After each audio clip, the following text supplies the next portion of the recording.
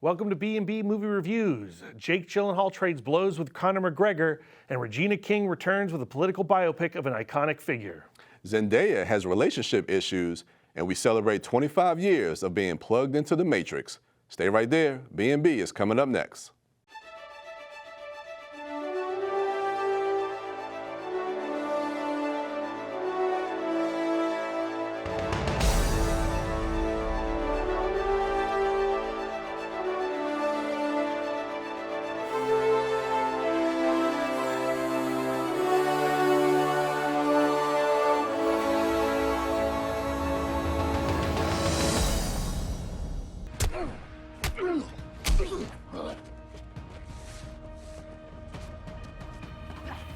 Be nice!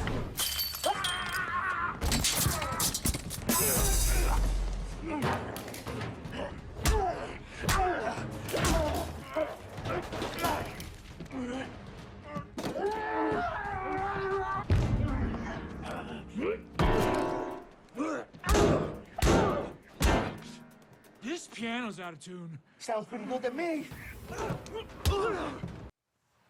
Roadhouse has a remake, and Conor McGregor is in it, and he just might be the best part of the movie. Bryan, why do we remake movies?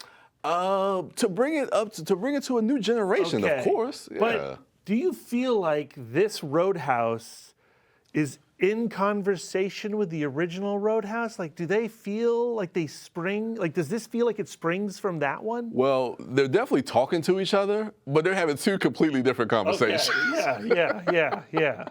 Two completely different conversations. This movie is, and I know we talked a little bit about this off air, and I know we may disagree a little bit on that, but tonally, I think, especially in like the first act and coming into this movie, there's a cheekiness to this movie that it feels a bit playful and that is kind of a bit tongue-in-cheek. I don't know if there's enough cheekiness. Like, I like in the clip, where he's like, this piano's out of tune. I could have actually used more of that type of cheekiness, more of that comedy. Like, the movie opens up, and Jake Gyllenhaal's Dalton is, suffering from suicidal tendencies. He's driving his car onto train tracks and, tempting fate. And, like, that's just not my Dalton. It's funny, though, because and thinking about that now, I think the movie kind of, and I think that's where I kind of have struggled with the tone of it, because the character of Dalton is dealing with a darkness, but then all the other characters around him are kind of acting like a bit silly and a bit goofy, and I think those are kind of conflicting with each other, where the movie kind of wants to be one thing, but then Jake Gyllenhaal and his performance feels like it's doing something completely different. I just felt like this film was incredibly aggressive, and it was very try-hard. Like, I like Jake Gyllenhaal, but like there was an ease with Patrick Swayze. The coolness just came to him. Yeah. And Jake Gyllenhaal is just gritting, and he's doing exercises, and he's going to be the toughest dude around. Yeah. And I feel like it's all just play. You think so? You think it's just play? Yeah, like it just doesn't feel legit. Like, he doesn't feel like a legit Dalton.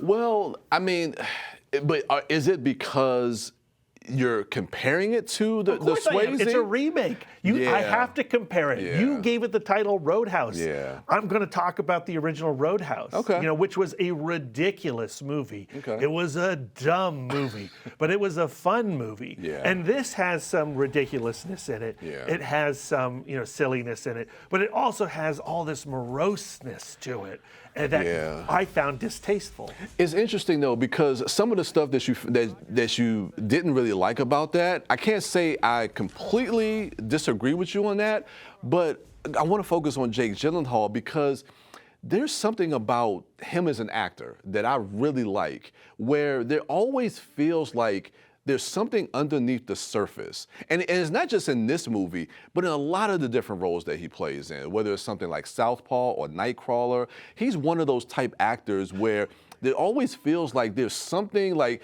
he can just explode at any time. And I think that works for this character of Dalton in this movie. I mean, he specializes in intensity, but again, I feel like sometimes that comes off as try-hard for me.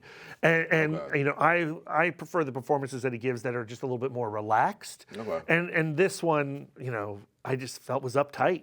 What about, I mean, you talked about it coming into this, Conor McGregor. Look, I mean, to bring... That's the tone, that's the vibe I wanted, okay? Like, talk about a great villain introduction. When Conor McGregor is first introduced into this movie, wearing nothing but his birthday suit, and then we get a cut of what he does to that town. Like, there's a whole scene missing between 2 frames. And there is more comedy in that missing scene than the rest of the film. It's funny too, because what happens with that town, they bring that back, like at least kind of like that jump cut again with his character at the end of the movie. And I like how they're kind of using that to kind of frame his character, which I thought was a nice little tag for him. But yeah, he's having a ball, and you could tell. Is he good in the movie? That remains, you know, that's in the eye of the beholder. I think he's good for the movie. He's good for, I agree with that. He's a lot of fun, but yeah, he's playing such a cartoony type of villain. I get back to, like, you know, we're such an IP-driven industry right now, and I don't know what the worth of Roadhouse actually is. Like, you know, when I say Roadhouse to a zillennial, do they know what I mean? I have no clue. I imagine that there actually isn't a lot of value to Roadhouse. So I feel like if you just made this movie and you called it, you know, Jasper, it would be a completely, you know, it would be separate and remove itself from the comparisons. And I don't even think you wouldn't have any of the comparisons if you changed the title of it. Now there was some big controversy as far as like with Doug Liman, the director, and this going to streaming or theatrical. Watching this movie, could you see this as a theatrical experience? I want every movie on the big screen, Bryan. That's right? true. Like, I want intimate character dramas, quiet films. I like the isolation of a theater. I like the communal experience of a theater. I think this would be a great crowd watch, right? Like, you get a full crowd with Roadhouse. You get a bunch of Jake Gyllenhaal fanatics in there. This could be a blast. Me watching it at home on an iPad, it's not the same. That's a good point. One other thing I want to talk about before we get out of here is the some of the CG in the fights, like the way they use kind of the visual effects of the punches. Like, we see that a lot in a lot of like Hong Kong films and some lower budget movies, which I kind of like when they do it in there because it feels more innovative. But for a movie like this, it was a little bit jarring to see a lot of the visual effects in the fight sequences. I don't know if it's just, you know, like my generation is showing, right? Like, again, I go back, and I had to watch the Patrick Swayze movie after watching this one, and I freaking love that movie so much. And those fights are, you know, fast cuts and wide frames, and that's what I like in a brawl. And I want a brawl. I don't want, you know, a karate match in Roadhouse. And so like for me, it didn't quite work. But again, I just feel like that might be because I'm old. Sad. No. Don't be too hard on yourself. What's your rating for this one? It got me to watch Roadhouse, the original, which is absolutely one of the best movies ever made. Unfortunately, though, I got to go B-, and that's, you know, not my favorite kind of thing to give, but we're the B&B show. If we don't like something, we give it a B-. Yeah, I'm kind of teetering on a B-, B+ because, I mean, I kind of like some aspects of it. Tonally, it kind of throws me off a little bit, but I like what Jake Gyllenhaal. Watch it again? No, I'm not. There you go. Yeah, okay. All right, B-, that's what it is. All right, B- for both of us on, what's this, Roadhouse? Roadhouse. When we come back, we're going to take a look at the new political biopic starring Regina King with Shirley. Stay right there.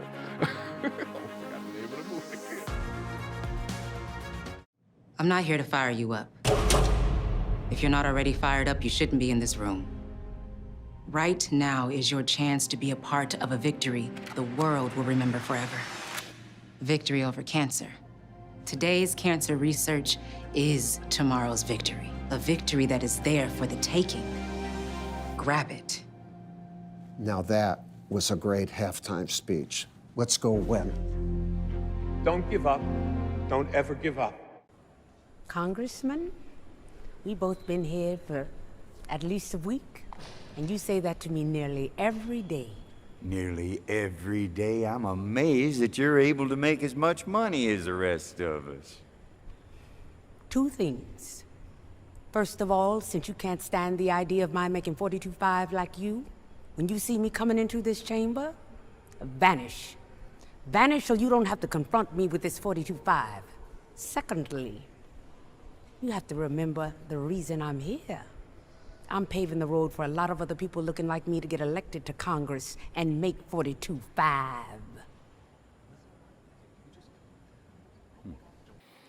Through the halls of Congress, Shirley Chisholm has to deal with overt and subtle racism in the political biopic Shirley, currently streaming on Netflix.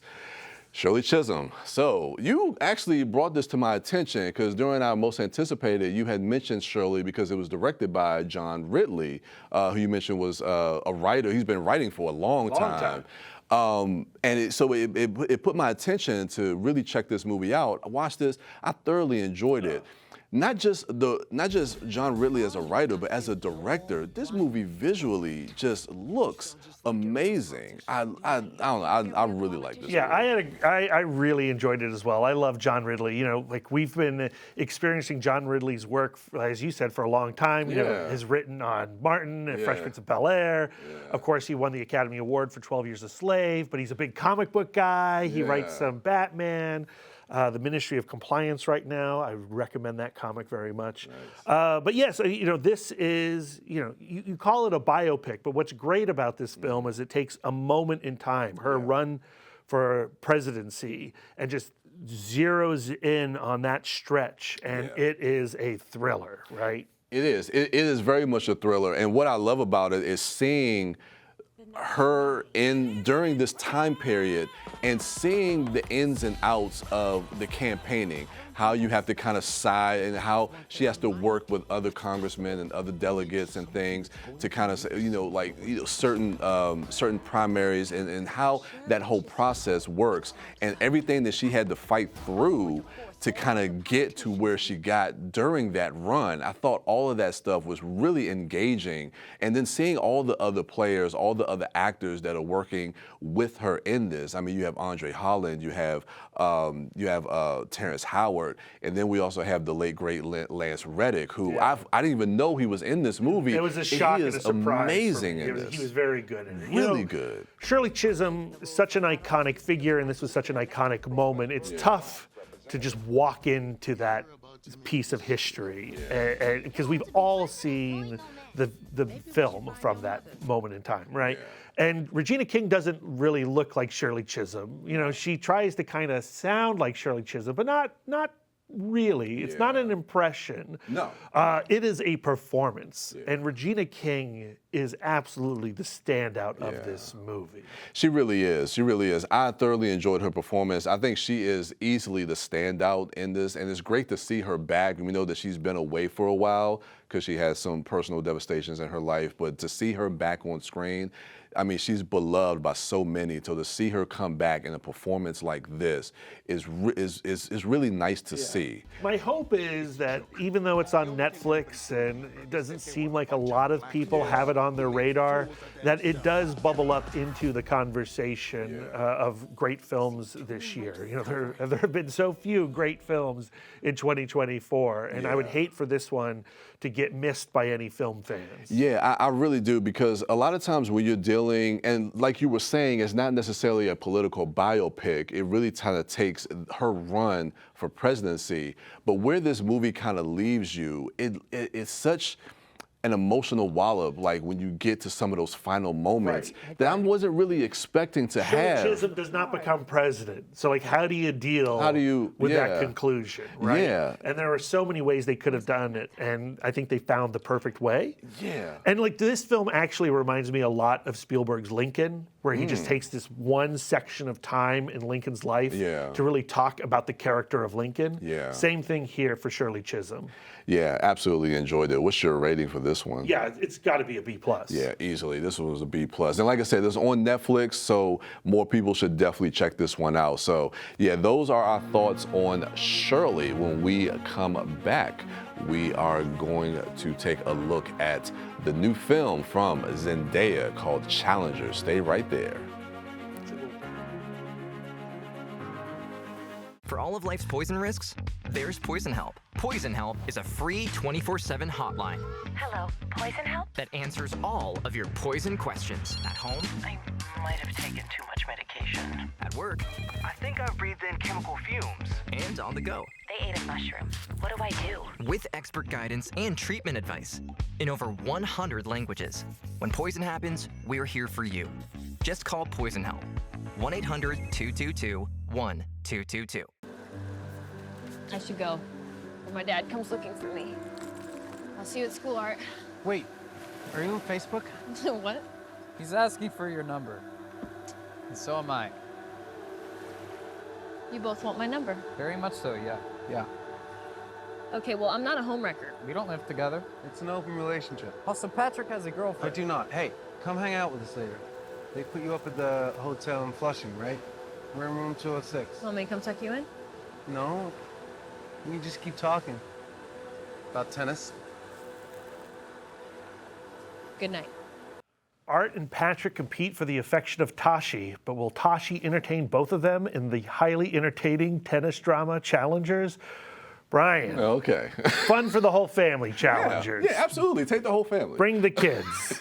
Yes, bring mom, bring grandma, bring everybody. Bring your aunts and uncles. Yeah, this film was supposed to come out last year, but Yes. got pushed back due to the strikes, and Yes. they wanted to make sure that they had all the stars ready for press to promote this movie. Yeah. Was it worth the wait? I think, yeah, most definitely. It's interesting because I was thinking about that too, because one of my biggest takeaways, and of course, this movie's not out yet, so this is completely non-spoiler, but the performances in this movie, I think, are fantastic. And I always wonder, if this would have came out last September, would we have been talking about this during Oscar time? And can this movie still be talked about when we get to December, January of next year? I think so, because Zendaya, I think, might be the best that I've ever seen her. And we just talked about her in the last episode in Dune Part 2, but she is stellar in this movie. Yeah, I mean, if I ran the Academy Awards, we'd be talking about it come that nomination time. Mm-hmm. You know, Luca Guadagnino, he makes some pretty intense movies, and this one is very much a Luca Guadagnino film. But I also think it's not necessarily the film you think it is based on the trailer. You know, the trailer, like the central scene of the three of them on that bed, you know, like you could feel it when we were watching it in the audience, like everyone's waiting for this moment. And it does not necessarily go where you think it's going to go. It doesn't play out in the way that people think watching that trailer, but it goes to a place. It goes to a place. And we'll just kind of leave it at that. And I freaking loved it. Yeah. I was engaged with this movie almost immediately. Like the structure of this film is challenging. You know, I hate to use that pun, but it does make you like question, like, oh, where are we? What's happening? It knocks you, you know, on your butt, and you have to like reorient yourself almost every time there's a little jump. Yeah, and that was the one thing, because watching this movie, for me, it felt like it took some time to kind of get its footing because of the way of the structure of the film. It doesn't take a time. You take a time, Yes. and it wants you to take that time. Yes, absolutely. Because thinking about it, this movie has been on my mind since I watched it. Looking back at it, yeah, it does kind of play with the audience a lot, with the structure, with kind of like, you know, the machinations of these three characters, and like it's like they're playing chess, not checkers. Yeah. And you know, like I think naturally, at least for me, I always want to figure out like, well, whose side am I on in this relationship dynamic? And early on, I was switching sides, and then by the end, I came to a conclusion that I won't spoil. But I like where it took me with those characters. And then I want to go to Luca Guadagnino. I know a lot of his films, but I haven't seen some of his filmography. But watch all of them, Bryan. Yeah, I definitely want to go back. But there is such a kinetic. There's an energy to the tennis scenes and to the way that he has it's not needle drops of songs, but the needle drops of the score, and how he brings the score in. The score is amazing. Done by Trent Reznor and Atticus Ross, who I love. And yeah, like the way he utilizes the score in like just dramatic like dialogue scenes, and then how he brings that into the tennis action scenes, and then visually how he shoots it, and how it's all working with like how we are seeing these characters. I'm not a tennis person. I don't know the rules of tennis. I don't understand the scoring at all. Doesn't matter.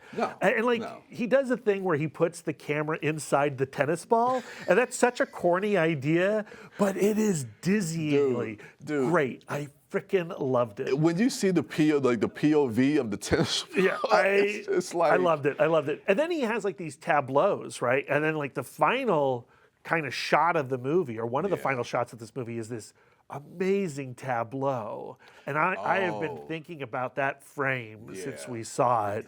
And like, how should we interpret the ending of this movie? That's another thing that I think is going to be a point of conversation when this movie comes out, is the ending and how we interpret it, and how and the conversation that it's going to have with multiple people, as far as, because I think people are going to have different interpretations. Yeah, but we talked about last week with Monkey Man and how it subverted expectation by giving you a final shot that doesn't give you like a cheer moment. Yeah. You know, you think you're anticipating this cheer moment, and then it leaves you with this bittersweetness. Challengers gives you that cheer moment. It does. It does. Fist pump. It does. It leaves you on that high, and it's a wild ride. It's so funny. I was cackling through this whole movie. Dude, yeah. I mean, from start to finish, it's a hilarious movie. It's a soap opera. Yeah, it's ugly. It's ugly. It's ugly. When you see the character dynamics and the relationships and what these three people do to each other throughout the course of the movie, but it's funny. It's a soap opera, but it all works. It covers over a decade of time. Yeah. Do you feel like these actors were able to show the various stages of their life? Yeah. I mean, of course, they do a lot of changes with the hair and facial hair and things like that. But I think it does work. I do buy into the fact that it's over like this 10, 15, 14-year period, and they pull it off well. What's your rating for this? Huge B+, favorite film of the year. Okay, favorite. All right, it's definitely in my top 5. It's a B+ for me. This movie was absolutely fantastic. It's a wild ride. So yeah, that is Challengers. That will be out in a couple of weeks, so definitely stay tuned for that one. When we come back, it's been 25 years since The Matrix. What? 25 years. We'll be right back. No. We'll review that right after this. In America, millions of families are facing hunger. After rent and power, I can get groceries. It's sad to say food comes last. Anna from Texas. The Feeding America network of food banks Helps provide over 6 billion meals to people in need each year. Together, we can end hunger. Learn more at feedingamerica.org. Unfortunately, no one can be told what the Matrix is. You have to see it for yourself.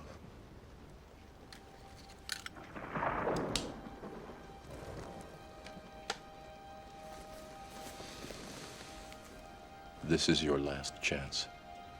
After this, there is no turning back. You take the blue pill, the story ends. You wake up in your bed and believe whatever you want to believe. You take the red pill, you stay in Wonderland, and I show you how deep the rabbit hole goes. The red pill or the blue pill, Morpheus gives Neo the option to stay in Wonderland or a chance to see how deep the rabbit hole goes in the 25th anniversary of the groundbreaking science fiction action film, The Matrix. Brad, The Matrix, 25 years. Can you believe 1999? 1999 was a great year. Reminding me. I know, right? I know. We're dating ourselves now. But no, The Matrix, I think, again, like I was saying before, a groundbreaking science fiction film that came at a time where, I mean, you kind of, it's funny. I think about like, people talk about movies, like great movies that ruined Hollywood. And sometimes you can kind of see, because it introduced a new era of visual effects that so many people started copying, and not necessarily to even the sequels, I think didn't really kind of live up to that. But it's funny, like you kept kind of chasing when this movie came out. It felt like other movies kept trying to chase. It was definitely a turning point. Like I feel like, you know, The Matrix was like our Star Wars, right? You know, like the movie comes in and then kind of reworks your brain a little bit. a perfect gateway film. Like, I can't even really talk about The Matrix without talking about the things that The Matrix introduced me to. Okay. Anime, manga, cartoonists like Jeff Darrow who worked on it, Steve Scroce who worked on it. You know, that sent me to books like Hard Boiled. I watched like Ghost in the Machine, Ghost in the Shell. I don't think I watched Ghost in the Machine because of it. I had seen that already. But yeah, Ghost in the Shell. Like it was just this huge, warm hug of genre, and I was reworked by it. Yeah, and that's the one thing I love about what the Wachowskis did with this movie, because you could tell they were influenced by all that stuff. They put all their love into it. And then I think it also, like you were saying, it introduced a whole new generation to the things that they love, like anime, science fiction and all these different things like that. Philosophy. I remember, this was one of the first movies where I got a screenplay. And I read it to look for clues, what is this movie about? And, I took philosophy classes in college because of this film. They were trying to hunt for something with The Matrix. Yeah, and there's the cultural relevancy and the fact of how, even to today, 25 years later, we're still talking about this movie. And it was just announced that they're looking to do another Matrix movie. Yep. So it's like... if you're going to do Roadhouse, might as well do another Matrix. I know, it doesn't seem like it's that far from, but it's just like you still feel a lot of the influences from a lot of directors. I mean, we talked about, in the last episode with Ghostbusters, where that's being made by filmmakers who kind of grew up with that material. Like filmmakers who saw The Matrix, whether they were, if they were young, coming in now being filmmakers and being influenced by that and seeing that in some of the works of like science fiction. Hard to replicate something like The Matrix. Rewatching it, that opening scene with Trinity. When she first hopped up and the bullet time goes around her. When I saw that in 1999 in the theater, I had never seen anything like it. Yeah. And also, you go well, what kind of movie am I watching? Yeah. They did a great job marketing this and then giving you something a little bit different. Yeah, and I like all the aspects of the movie as far as how it's it's talking about this idea of living in this kind of basically AI virtual world, It's only going to become more relevant. Yeah, and how we are basically just becoming machines. And it's funny now in the world we live in now. Yeah. I think a lot about the Joey Pants scene where he's in the Matrix with Agent Smith and he's eating the digital steak. Yeah. And it doesn't matter that it's a fake steak. Yeah. The taste is real. So he'd rather have the real taste and the fantasy than live in the reality with the gruel. Because that one line, I think, is the movie where he says, ignorance is bliss. Yes. So, and that kind of speaks to, okay, what side of the fence do you fall on? Do you want to know I might want to stay plugged in. Yeah, do you want to know the truth, or is ignorance bliss? Do you want cave raves and gruel, or do you want do you want a nice filet mignon? Yeah, filet mignon. Yeah, no, this movie is just absolutely wonderful. It's still good. It holds up. It definitely holds up. Now we can talk a little bit about before we get out of this segment, the sequels. Oh, okay. Sequels. You know what? I actually like Revolutions quite a bit, and Reloaded even more so. Okay. I don't think either of them live up to the excitement of the original. You can only do that first film once. You can only introduce those ideas once. Yeah. And, they dig in with the sequels, and I think to, varying degrees of success. Yeah, I think you hit the nail right on the head, is the fact that when you have something as innovative and groundbreaking as the first Matrix, it's like you can only chase that for so long and get that high again, and you're never going to be able to replicate what the first movie does. Even though I think the sequels do have some compelling and interesting ideas in it. And the further away we get from the sequels, the more I like the sequels. Same. I feel that way about a lot of movies that we get a little bit more time away from. What about that fourth film? We're not talking about that one. That one doesn't exist. What's your rating for this 25th anniversary? Can you imagine if I was like, B-, not my thing? Of course it's a B+. Yeah, this is easily a B+. Still holds up to this day. So, yeah, that is our rating for The Matrix. Let's go back and recap the movies that we reviewed on this show. We started with Roadhouse. We give that a B-. We have Shirley. We give that a B+ for both of us. Then we have Challengers coming out soon. That is a B+ as well. And we do our 25th anniversary retro review of The Matrix. We give that a B+. So, thank you for joining us on this latest episode of B&B Movie Reviews. Come be a part of the conversation. If you have questions, suggestions, feel free to email us at bnbmoviereviews@gmail.com. And with that, we will see you at the movies.